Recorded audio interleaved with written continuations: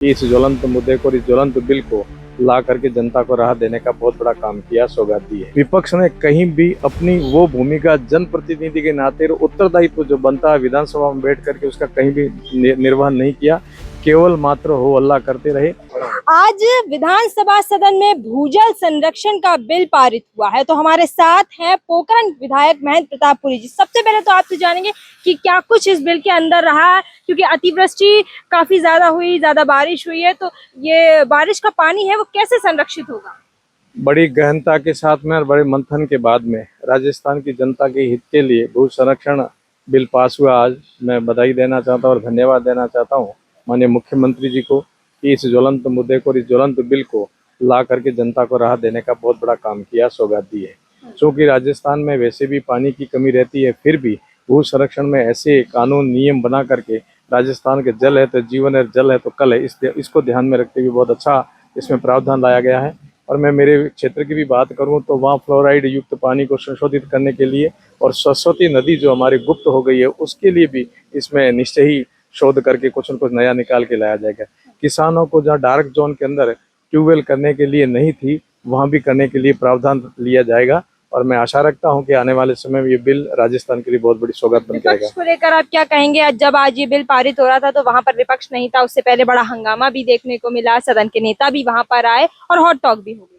देखिए, ऐसे ज्वलंत मुद्दों पर, ऐसे अच्छे बिलों पर भी यदि विपक्ष कोई चर्चा नहीं करता है तो मानसिकता निश्चय ही दिखती है कि चाहे धर्मांतरण विरोध वाला जो बिल था उस पर भी बाइकाट किया और हो हल्ला शोर शराबा करते रहे।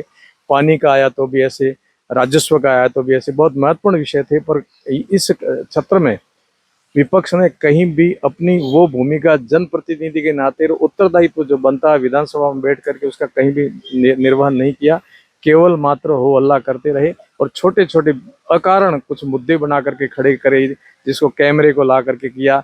बस इनके पास कोई विषय ही नहीं था, जनता का हित का, प्रदेश के लिए कोई चिंतन नहीं करना, इन बिलों में कोई समर्थन नहीं किया। ये दुर्भाग्य का विषय है। महेंद्र जी, वाकई में क्या कोई ऐसे कैमरे लगे हैं सदन में जो यूट्यूब पर एक्सेस नहीं है, जनता नहीं देख पा रही है? नहीं, ऐसा कुछ भी नहीं है।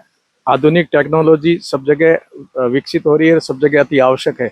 उसको लेते हुए सदन की जो व्यवस्था है उनके लिए कैमरे लगाए हुए। कैमरे किसी एक व्यक्ति पर नहीं है, एक पार्टी पर नहीं है, एक टेबल पर भी नहीं है, वो सब पर है कैमरे। और इसके लिए सबके लिए ऊपर नजर है और इसमें सबके लिए हितकर भी है। तो खेजड़ी बचाओ को लेकर एक बिल पास होने की संभावनाएं हैं, अगले सत्र में बताई जाएंगी, ऐसी मांग है वो शिव विधायक रविंद्र सिंह भाटी की है, तो क्या कहेंगे आप? इसमें सबकी मांग है, हम सब लोग इसमें साथ में हैं और सबकी इच्छा और मनसा यही है।